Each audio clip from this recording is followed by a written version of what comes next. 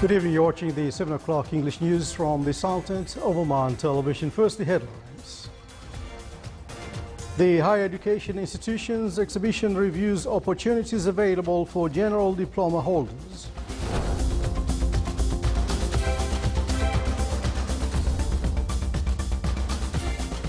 A team of hearing impaired persons from the Sultanate takes part in the Innovation Challenge competition finals in the United States of America.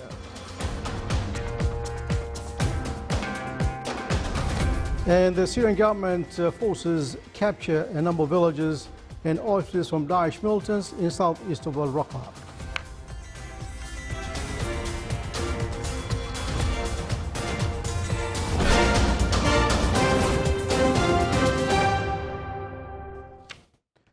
Those are the headlines, and now the news in detail. The Higher Education Institutions exhibition was launched today at the Oman Convention and Exhibition Center. His Excellency Engineer Mohammed bin Abu Bakr Al-Ghassani, Deputy Chairman of the Majlis Al-Shura, presided over the opening ceremony of the exhibition. More details in the following report by Saleh bin Khalfan Al-Rahbi. In its 8th edition, the 3-day Higher Education Institutions exhibition began today with the participation of around 30 public and private universities, colleges and training institutions, offering their programs and specializations for the graduates of the General Education Diploma in the Sultanate. First of all, I would like to congratulate all our students who have passed this level successfully. Secondly, this type of exhibition is the right platform where the service providers, with those in need of it, met at the same place and discuss. My advice to the students to do a pre-search for the right, area that they can enter, and also the educational institute. The right college is very important to decide before you approach the institution itself. My best wishes for all our students to find the right area of specialty and the right institution to enter, of course. The graduates of the General Education Diploma find the exhibition a chance to get a closer insight at the institutions and meet up with the officials of those institutions to answer their queries about the programs offered. This exhibition gives us more information about the governments and the colleges where you can find the thing you want in the future. The exhibition is it has everything that you need to know further about the colleges and the universities. Especially in this part-time, we should sign our options. Especially that some of us we're not sure about the options, but the exhibition gives us a further idea about the university that we should sign up. This exhibition is a good experience because it brings all the universities and the colleges in one place, so we can know more about the colleges and the universities and the majors which we can study them in the future.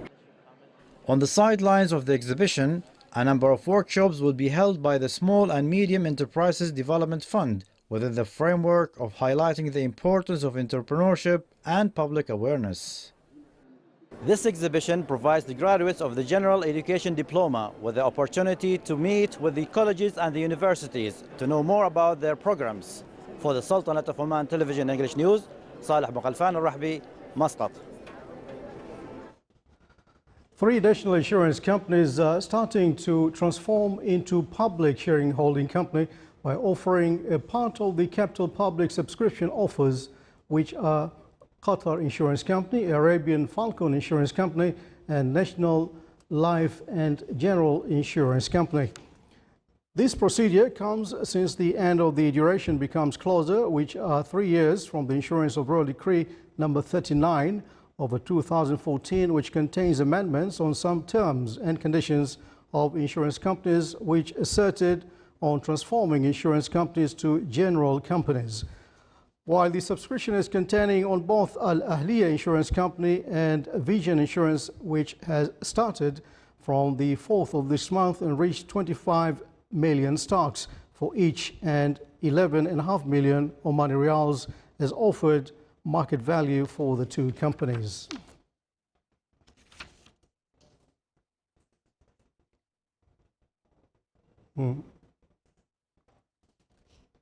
A team of hearing impaired persons from the Sultanate arrived in the U.S. capital, Washington, to participate in the Innovation Challenges competition. They will compete with other innovations from around 165 countries. The Omani team displayed a robot that helps to find solutions to get clean drinking water. This achievement proved the innovation capabilities of the team, which qualified them to be in the final stage of the competition. This gathering is very important to discover the talents and encourage them to participate in the international exhibitions or competitions.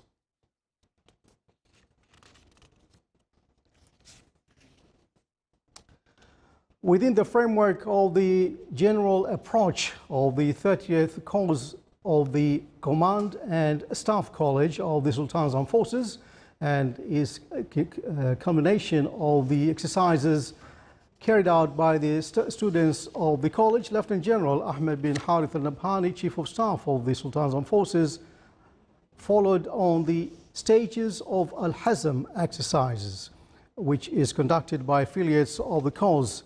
Activities of the cause commenced on the 11th of the current month and last till coming Thursday.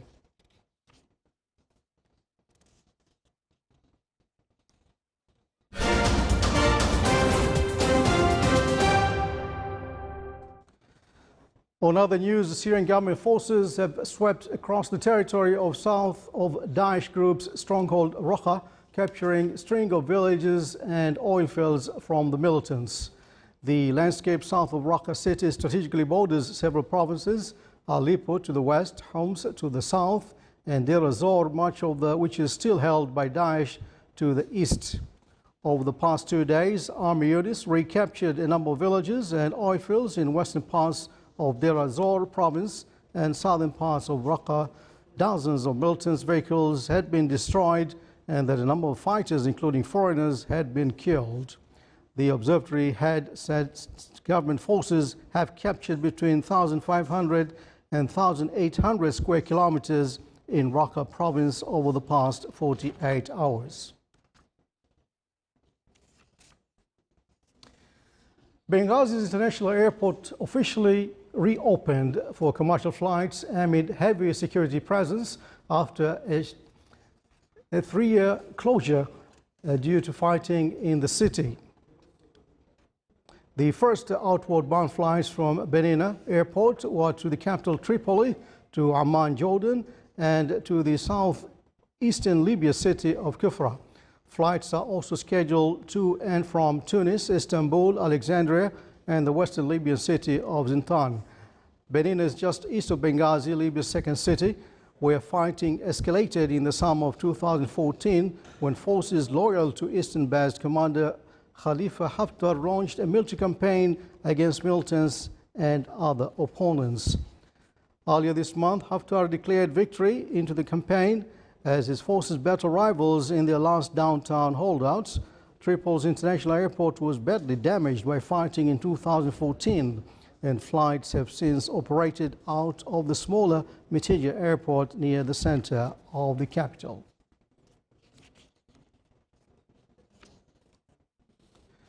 A wildlife blaze in southern Croatia that had been threatening the city of Split has been normalized, authorities said today. The fire, which had reached the eastern suburbs of the second largest city of Split, have scorched 4,500 hectares of pine forest and scrubble since it started in the early hours of yesterday. Last night, firefighters and army personnel managed to prevent the fire from reaching the city itself, and by this morning the situation has improved significantly. Several hundred firemen called in from all parts of Croatia managed to contain the bulk of the fire as strong winds subsided by this morning, allowing firefighters or firefighting planes to assist people on the ground. 16 people had sought medical assistance for injuries sustained in the fire. By Monday afternoon, only a few smaller locations were still ablaze.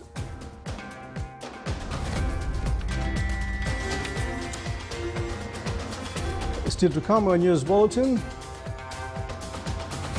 A female French painter succeeded in bringing the back life into Uruguayan village of De Agosto through painting its walls.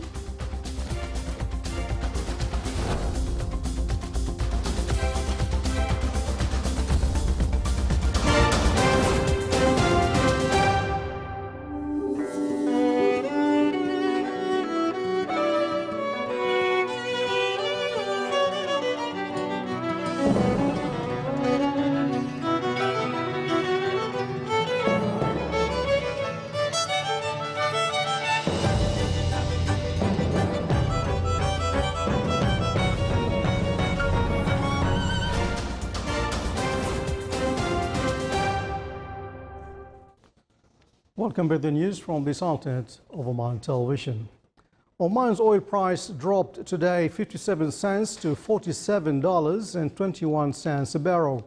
The average price of Oman oil for August delivery is $46.52 per barrel, decreasing by 3.3 cents compared to the July delivery.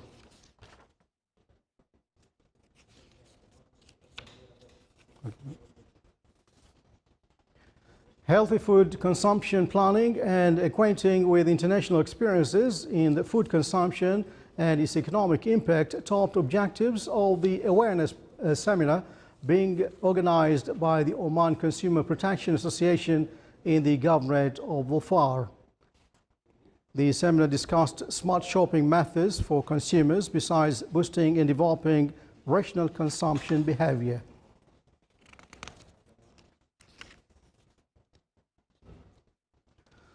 With the aim of spreading modern marketing concepts which go in line with the characteristics of small projects, Oman Chamber of Commerce Industry branch in the Governorate of Musandam organized a workshop entitled Effective Marketing Skills. The workshop comes with an Intilaqa program in cooperation with Shell Oman Marketing Company. The workshop targets job seekers and entrepreneurs in the Governorate of Musandam in order to provide them with the skills needed to improve the targeted market. It as well highlighted the importance of marketing customers, rating and satisfaction methods of clients.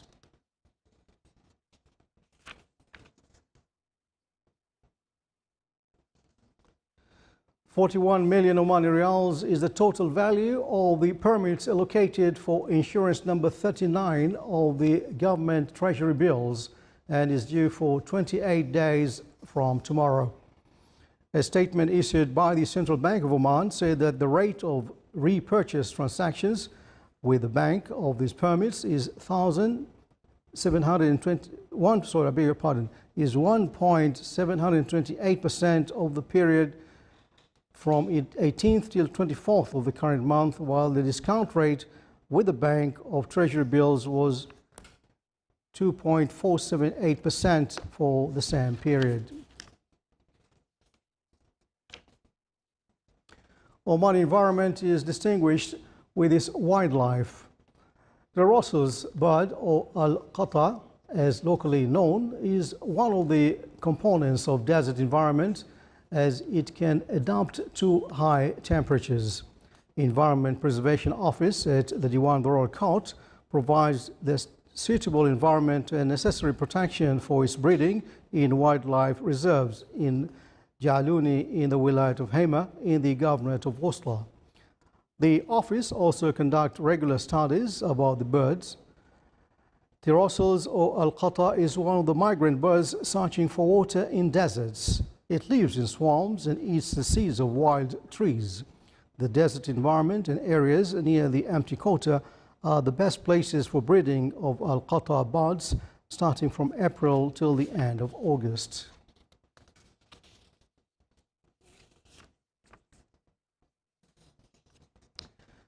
And finally, the picturesque in the Uruguayan village of 25 de Agosto was drained of life as its residents swapped its charm for the city lights. Its roads were left desolate, its train station left to crumble. However, the arrival of a French painter has changed the village's destiny, and here is a report.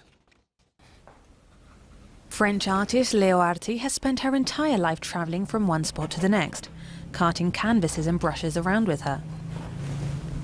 That is, until she stepped foot in the tiny Uruguayan town of 25 de Agosto. It's the village that caught me. I'm not really the one who decided, but I was taken by the tranquility, the charm, by this energy without energy. It was this train station with a slightly decrepit, still life quality and abandoned train carts that charmed her. She set up a studio in the village in 2010. When I stepped onto the ground, onto this place, and I looked around, there was nothing, no one, and I really liked that. For Leo, this empty village was the perfect blank canvas. She decided to paint the walls of the village houses, offering to put a bit of colour back into the lives of the town's residents. I no longer do my art for myself. I am dedicated to the people of the village, because I only paint what they want to see on their facade. I paint their desires. Thanks to Leo, the gaucho who lives alone in this house now has companions right outside. The grandmother who adores dolphins can forget the sounds coming from the garage next door and dive into the world of mermaids. For others, Leo's murals are a way of bridging the past with the present. Even for those without murals on their houses, wanting to clean up your house and paint is contagious, so the town is prettier. In the summer, buses of tourists stop in the village to view the some 45 houses Leo has decorated. And in this old train car turned art gallery, visitors can discover her students' work. In the future, I would love for other artists to settle here, for other studios to open. In my opinion, the groundwork has been laid now for developing the village. But for the moment, she's alone at the head of this grand project, knowing full well that if one day she should leave the town, her masterpiece would be destined for the same fate as the train station that got her to stay.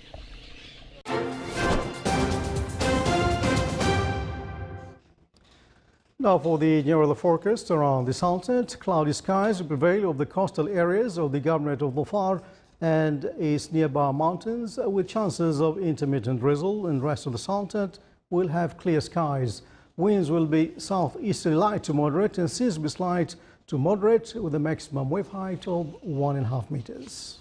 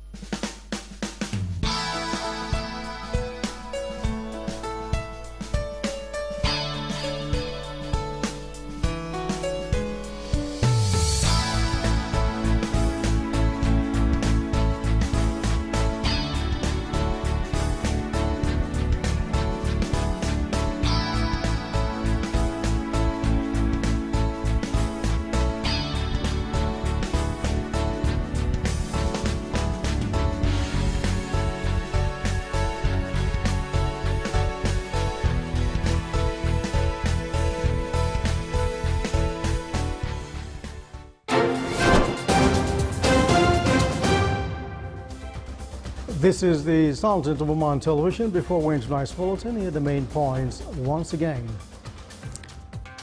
The Higher Education Institutions exhibition reviews the opportunities available for general diploma holders.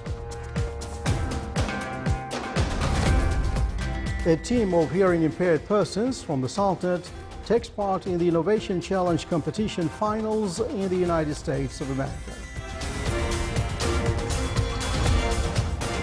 And Syrian government forces capture a number of villages and oil fields from Daesh militants south of east of Raqqa. And with that, we come to the end of tonight's news bulletin from Overseas Newsroom and the studios. Thanks for watching. Good night.